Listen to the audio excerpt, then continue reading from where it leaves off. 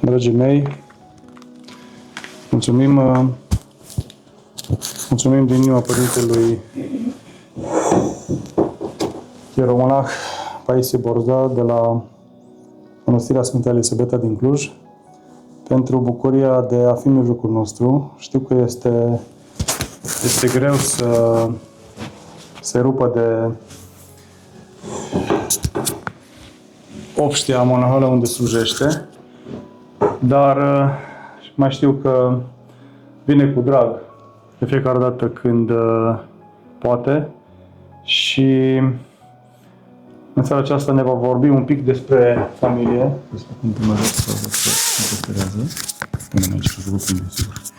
despre familie și despre Sfânta Elisabeta. Câteva cuvinte. Părinte, când puteți, când doriți. Da. Încep prin a adresa mulțumiri Părintelui pentru invitație. Eu mă simt onorat și totodată nevrednic de o asemenea cinste de a veni și de a vă vorbi despre familie, mai exact despre nașterea de prunci ca și dar al lui Dumnezeu și totodată de a o evoca pe Sfânta Dreaptă Elisabeta, mama prorocului Ioan Botezătorul. Aceste două teme voi încerca să le abordez. Mă simt onorat, îi mulțumesc Părintelui pentru invitație, totodată laud inițiativa.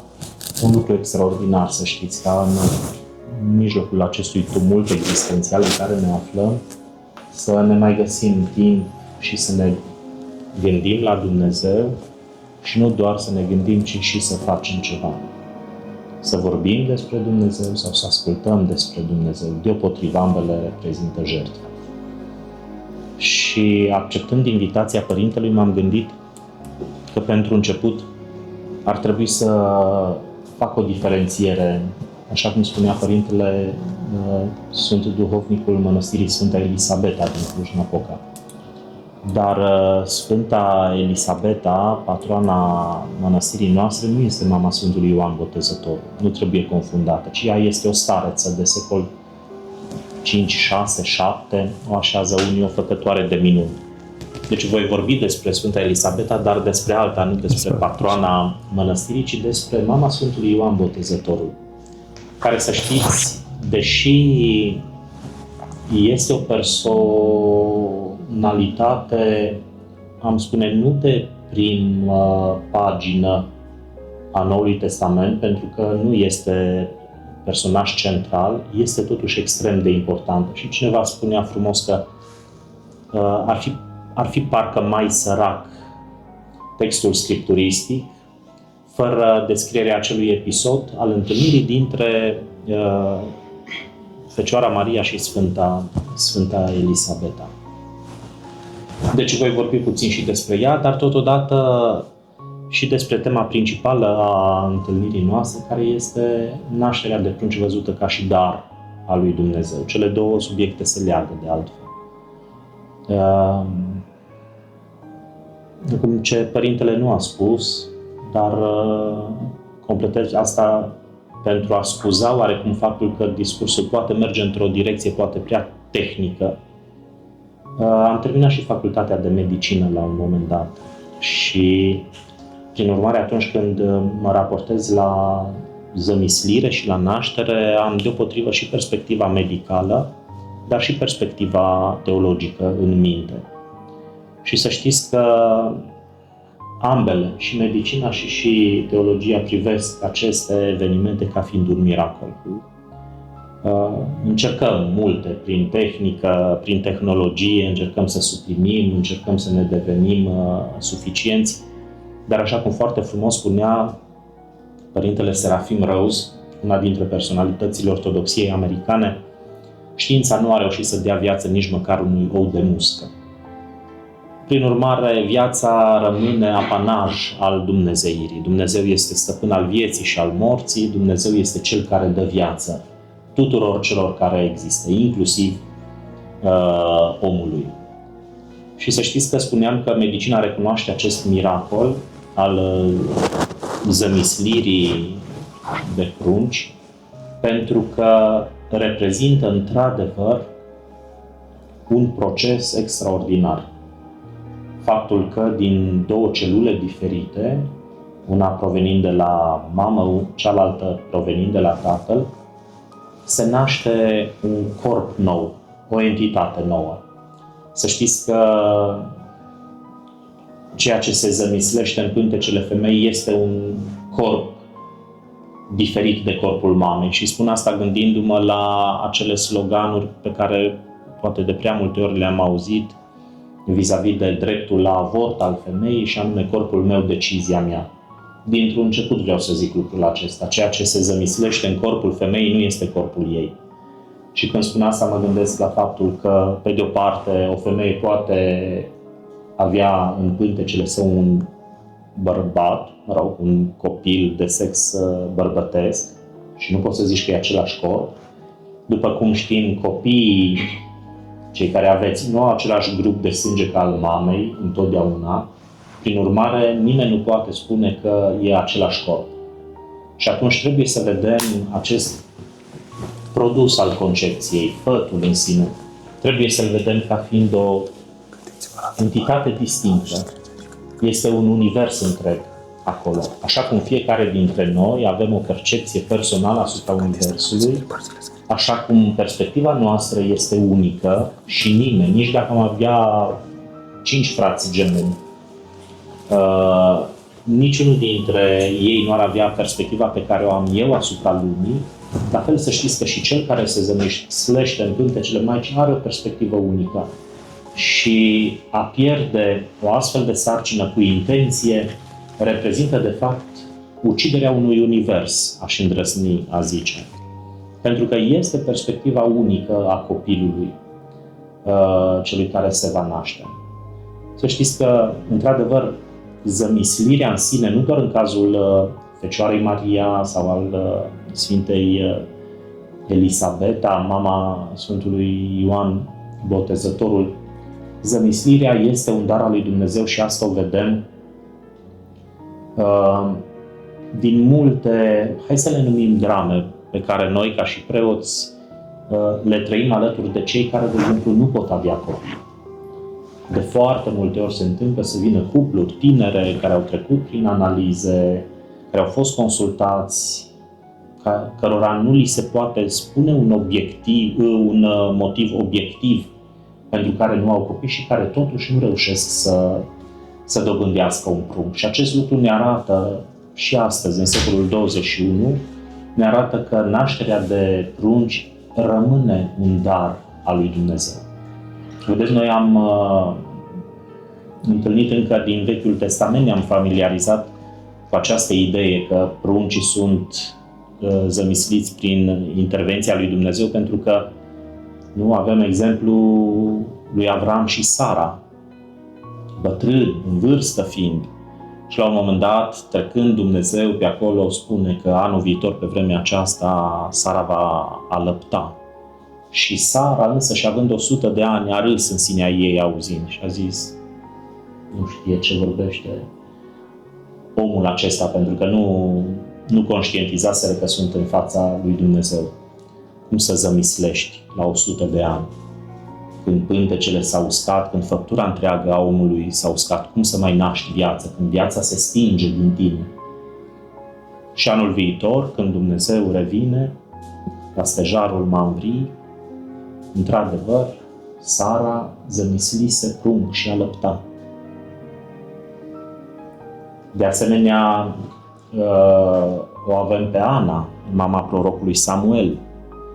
O avem pe Fecioara Maria, care știm că tot așa s-a născut din Ioachim și Ana, din părinții ei, la adânci bătrâneți. Și o avem pe Elisabeta, așa cum este zugrăvită în primul capitol al Evangheliei lui Luca.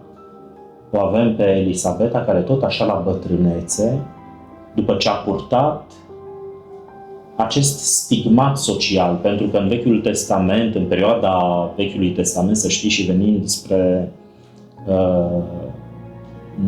perioada istorică a nașterii Mântuitorului, nezămislirea de prunci era văzută ca un blestem din partea lui Dumnezeu. Ai făcut tu ceva, ai greșit. Ăsta e motivul pentru care Dumnezeu nu-ți dă copii. Pentru că, de fapt, împlinirea la poporul evreu, care, știți, a pornit de la Avram și Sara și s-a dezvoltat ulterior, ei erau orientați spre procreere, spre zămislire. Și atunci ideea de a nu reuși să dobândești un prunc reprezenta, de fapt, o neîmplinire personală a destinului pe care Dumnezeu însuși l-a dat omului, și anume de a se procrea. De a procrea. Și atunci și-a dus acest stigmat social, atât dreapta Elisabeta, cât și Zaharia, soțul ei, l-au dus până la adânci bătrânețe și n-au dobândit prunc decât la momentul potrivit. Și zămislirea Sfântului Ioan Botezătorul, care este zugrăvită în Evanghelia lui Luca, mi se arată ca fiind un lucru minunat, pentru că Arhanghelul pe care îl vedem vestindu-i și Fecioarei Maria ulterior nașterea din ea a Fiului lui Dumnezeu, zicându-i: Duhul Sfânt se va pogorî peste tine și puterea celui prea înalt te va umbri, de aceea și Sfântul care se va naște din tine, Fiul lui Dumnezeu, se va chema. Pe același Arhanghel îl vedem venind și întâmpinându-l în templul Domnului pe preotul Zaharia, care, conform rânduielii, e și rândul să meargă și să cădească în templu. Și în templu are această întâlnire supranaturală cu Arhanghelul Gavril, care îi vorbește despre faptul că soția sa va zămisli un prunc. Nu orice fel de prunc, este avertizat asupra faptului că se va umple de Duh Sfânt încă din pântecele Maicii sale, lucru care se și întâmplă în momentul în care Fecioara Maria vine și se întâlnește cu Elisabeta, Fecioara Maria, la rândul ei fiind însărcinată cu Mântuitorul, purtându-l în pântece pe Mântuitorul, se umple de Duh Sfânt și va fi spre bucuria multora. Și mulți s-au bucurat într-adevăr de zămislirea și nașterea acestui prunc, a Sfântului Ioan Botezătorul. Și s-au bucurat pentru că au simțit această nevoie de a participa afectiv, o nevoie pe care și noi o simțim. Și noi, în mod firesc, ar trebui să ne bucurăm în momentul în care se naște într-o familie un copil. Și mulți s-au bucurat, deși Elisabeta s-a tăinuit pe sine timp de 5 luni, ne zice textul Evangheliei. Cu alte cuvinte, nu a spus nimănui timp de 5 luni despre faptul că a rămas însărcinată. Dar când pruncul s-a născut, multă lume s-a bucurat și voiau să-l numească după tatăl său, Zaharia. Și aici, întrucât Zaharia rămăsese mut, necrezând în profeția pe care Arhanghelul i-o destăinuise, cea care pune piciorul în prag vis-a-vis de numele pruncului este din nou Sfânta Elisabeta, pe care o vedem cu o dârzenie rareori întâlnită, să știți, mai ales la o femeie. Femeia în societatea iudaică nu avea un statut cum are femeia astăzi, nu era egală bărbatului, ci ea era oarecum, aș îndrăzni a zice, o posesiune a bărbatului. Era unul dintre bunurile pe care bărbatul le avea. Avea o soție, două sau mai mult. Și totuși o vedem pe Sfânta Elisabeta punând piciorul în prag și spunând cu fermitate maximă: nu, numele său va fi Ioan, nu Zaharia, cum ar fi vrut să-l numească. Și asta ne spune foarte multe despre caracterul său.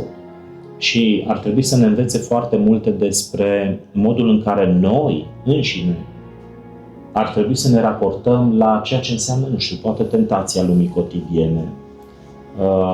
Ar trebui să ne arate un model de fermitate pe care noi, la rândul nostru, să îl exersăm în viața noastră. De multe ori ajungem la păcat datorită presiunii sociale, datorită faptului că știm că acestea sunt așteptările celorlalți de la noi. și atunci consimțim la păcat. Dar acest lucru, să știți, nu e bine plăcut înaintea lui Dumnezeu. Și omul trebuie ca la finalul zilei să fie împăcat mai degrabă cu Domnul decât cu omul. Prin urmare, să căutăm să îi plăcem lui Dumnezeu și să nu-L supărăm pe El, să umblăm pe căile pe care El ni le-a arătat, arătându-ne noi înșine fermi atunci când spunem nu. Este o problemă, să știți, pentru mulți dintre noi și pentru oamenii din societatea contemporană, acest exercițiu de a spune nu. Nu jignind, dar de a spune nu, de a refuza anumite lucruri. Ne lipsește acest exercițiu și el ar trebui să fie un exercițiu pe care, pe de o parte, îl stăpânim, pe de altă parte, îl folosim atunci când este cazul. Dar revenind la nașterea de prunci, spuneam că de foarte multe ori familii de persoane tinere care, din punct de vedere medical, nu au absolut nicio problemă, întâmpină această dificultate în a procrea. Și îmi vine în minte o poveste legată de viața Sfântului Ioan Rusul. Nu știu dacă e un sfânt pe care îl cunoașteți. E un sfânt care, să știți, ține foarte mult cu poporul român și îi ajută foarte mult pe români. Mulți dintre cei care i s-au rugat și-au primit împlinirea rugăciunii. Și povestea ne spune că la un moment dat o tânără s-a dus la racla acestui sfânt și a cerut un prunc. Și era chiar de ziua hramului. Și a venit femeia și anul viitor, nu primise pruncul. Și din nou s-a rugat. Și a recunoscut pe foarte mulți din cei care fuseseră anul trecut la raclă. Dar, în mod paradoxal, toți veniseră să mulțumească. Toți primiseră, ea nu. Și din nou s-a rugat să-i dea Dumnezeu un prunc. Și a venit și în al 3-lea an și s-a rugat. Și căzând așa într-o formă de asta de deznădejde, totuși i-a zis Sfântului la ureche, i-a șoptit acolo: de ce mă urăști și nu mi-asculți rugăciunile? Și în noaptea respectivă i-a apărut Sfântul și i-a spus că nu o urăște, ci o iubește. Și i-a ascultat rugăciunile și le-a dus înaintea lui Dumnezeu și Dumnezeu îi va da nu un copil, ci 3. Dar nu acum, ci mai târziu. Pentru că peste, dacă țin eu bine minte, 15 ani, urmează să fie un război. Și dacă și-ar fi dobândit copilul când l-a cerut, ar fi fost mare și ar fi ajuns în război și ar fi murit acolo. Și prin urmare Dumnezeu i-a dăruit într-adevăr după câțiva ani, așa cum a spus Sfântul Ioan Rusu, 3 copii. După 15 ani a venit și războiul, copiii erau mici, prin urmare au rămas cu mama și au scăpat cu viață. De ce am făcut această mică paranteză? Pentru că de foarte multe ori noi imprimăm un caracter așa imperativ rugăciunii pe care o adresăm lui Dumnezeu. Noi vrem, știm exact ce vrem, știm în cele mai mici detalii ce vrem și mai ales vrem acum. Deși ignorăm un proverb pe care limba română îl are, și anume cel care zice: mulțumesc-ți, Doamne, că nu mi-ai dat ce ți-am cerut. Pentru că de multe ori, pe termen mediu sau lung, se dovedește că cererea noastră nu a fost una plină de înțelepciune, ci am greșit cerând lucrul acesta. Și atunci, întrebarea care se pune este: cum anume ar trebui să ne rugăm? Și ca să dobândim copii, dar și în general, care este rugăciunea? Și răspunsul, să știți, e în Evanghelia lui Ioan, în capitolul 2, într-o pericopă sau un pasaj evanghelic pe care cu siguranță îl cunoaștem toți. Și anume, nunta de la Cana Galilei. Dacă țineți bine în minte că avem și colinda, nu? Era la nuntă Iisus, erau ucenicii, era și Fecioara Maria și se termină vinul. Și Fecioara Maria intervine și la rugămințile ei, deși într-o primă fază Mântuitorul părea că nu are de gând să intervină, dar totuși, pentru că Fecioara Maria l-a rugat, Mântuitorul a intervenit și a făcut vin. Dar e interesant, Fecioara Maria nu i-a cerut să facă vin, sau mult vin, sau mult vin bun. Toate aceste detalii tehnice au fost la latitudinea Mântuitorului. Fecioara Maria a zis altceva. Țineți minte, rugăciunea. Nu mai au vin. Ce i-a zis Mântuitorului? Nu mai au vin. Nu mai au vin. Care în esență este doar o prezentare de problemă. Ai zice că nici nu l-a rugat, ci doar a expus o situație. Dar totuși, noi când ne apropiem de Dumnezeu în rugăciune, trebuie să înțelegem cine este Cel căruia îi ne adresăm. Este Dumnezeu Cel care pe toate le-a cunoscut mai înainte de a le face. Este Cel care cunoaște inima fiecăruia dintre noi mai bine decât reușim noi să ne o cunoaștem. Și atunci, înaintea Lui, nu te poți duce ca înaintea unui președinte de corporație cu o cerere să îți aprobe atâtea cantități, atâtea obiecte, atâtea caracteristici la fiecare obiect. Nu e cazul. Motiv pentru care Mântuitorul ne și lansează o recomandare, aș îndrăzni să zic. La un moment dat spune: voi când cereți, rugați-vă ca și cum ați fi primit. Ori dacă deja ai primit, oare ce altceva decât mulțumesc poți zice? Prin urmare, cererea noastră sau rugăciunile noastre ar trebui să aibă un caracter foarte diferit decât cel pe care îl avem. Și atunci, inclusiv în ceea ce îi privește pe prunci sau dobândirea de prunci, din nou, rugăciunea ar trebui să fie una care să-i lase spațiul lui Dumnezeu să intervină. Să lucreze așa cum voia Lui este. Și atunci, într-adevăr, pruncii ce se vor naște dintr-o acceptare a voii lui Dumnezeu în viața Domnului pleacă din start pe drumul pe care Dumnezeu însuși îl gândește pentru pruncul respectiv. Vedeți? Și aici, în cazul Sfintei Elisabeta, a dreptului Zaharia, copilul acesta apărut ca și dar al lui Dumnezeu nu a fost confiscat de părinți. Nu și-au impus voia lor cu privire la nume, de exemplu. Li s-a zis că se va chema Ioan. Ioan i-au pus numele. N-a fost Ioan Matei sau Ioan Levi sau Ioan... N-au ascultat doar parțial sau să ne socotească porunca. Și dacă așa a fost porunca, așa a fost și răspunsul omului.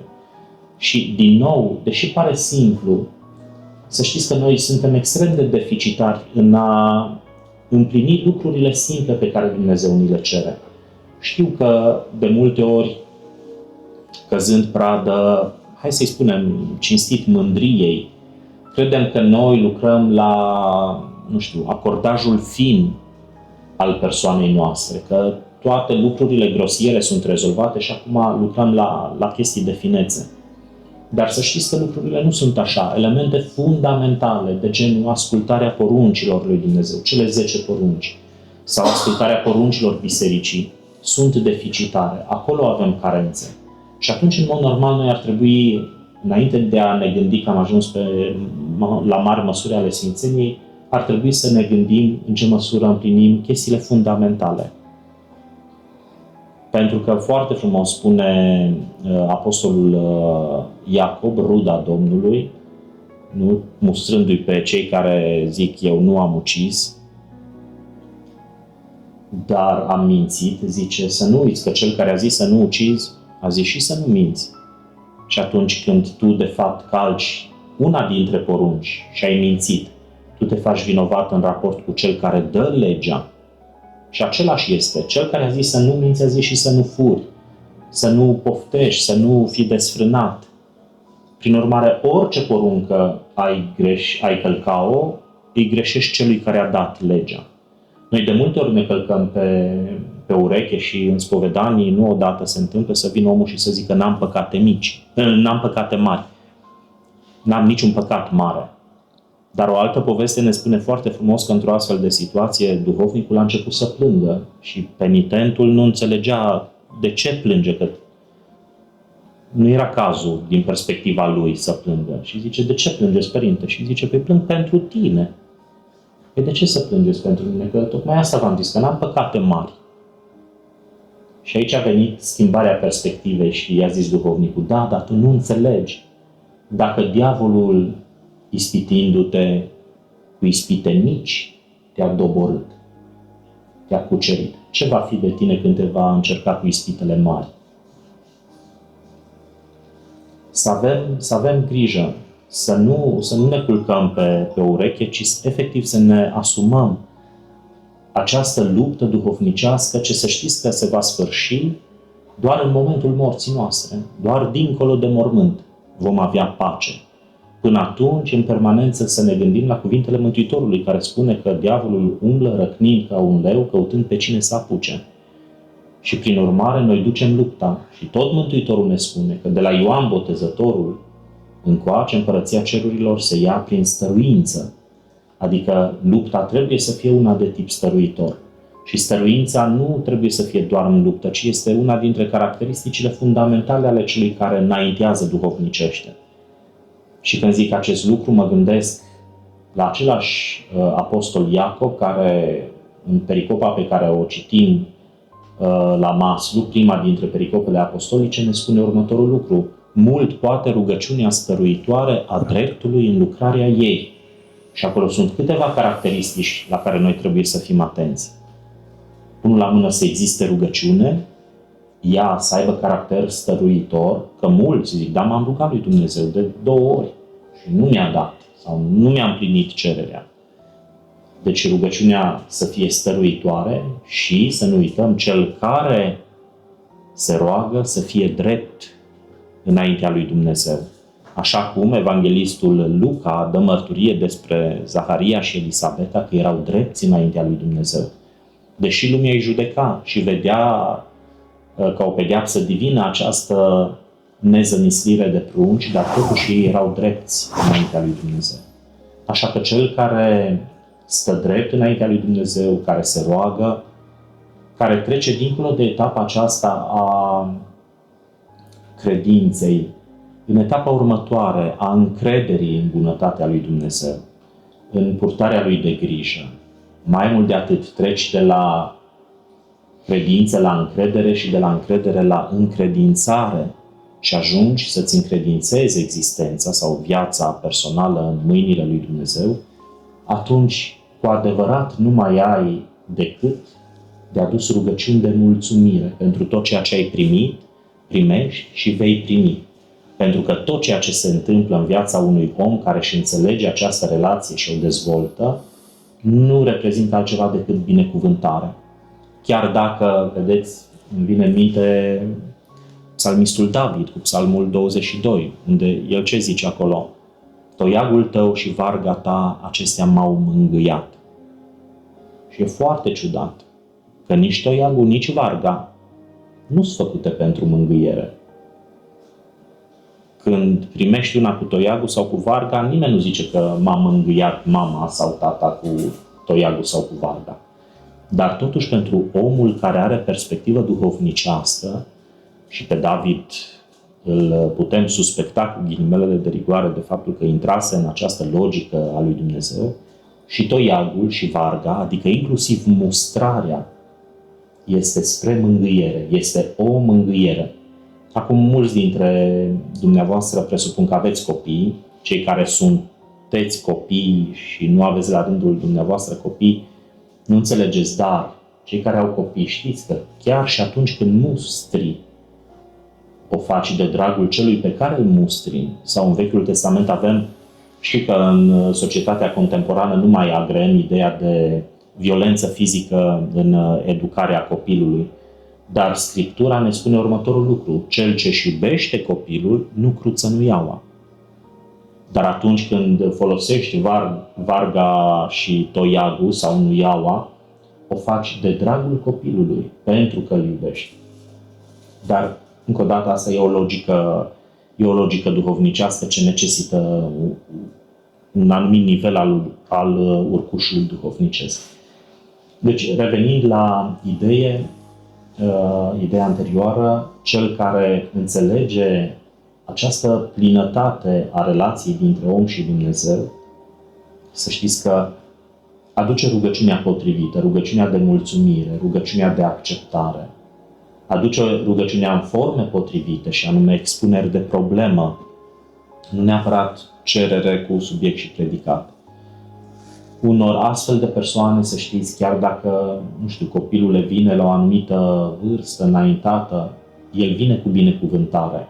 Dacă se întâmplă să nu vină, sunt situații în care nu vine copilul, nu vine tot ca și mângâiere, deși nu pare a fi, dar este totuși o mângâiere în această vargă sau toiag a lui Dumnezeu, că și noi astăzi vedem lucrurile așa ca o pedeapsă, cum vedeau și acum 2000 de ani evrei, dar totuși există mângâiere și în acest lucru.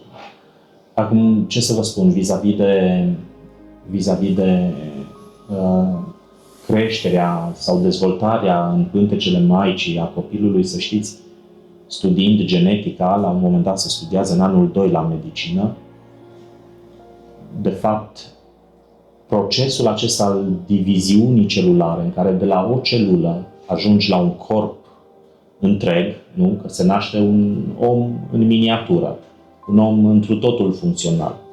Să știți că e un proces cu atât de multe riscuri, încât e mare mirarea că se nasc oameni normali și majoritatea covârșitoare se nasc normali, din punct de vedere a bolilor congenitale. Pentru că riscul ca în timpul unei diviziuni celulare lucrurile să iasă prost este foarte mare.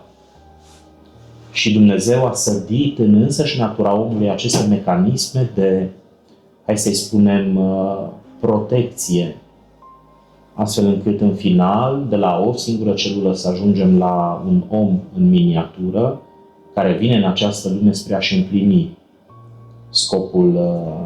scopul pentru care Dumnezeu l-a adus în viață.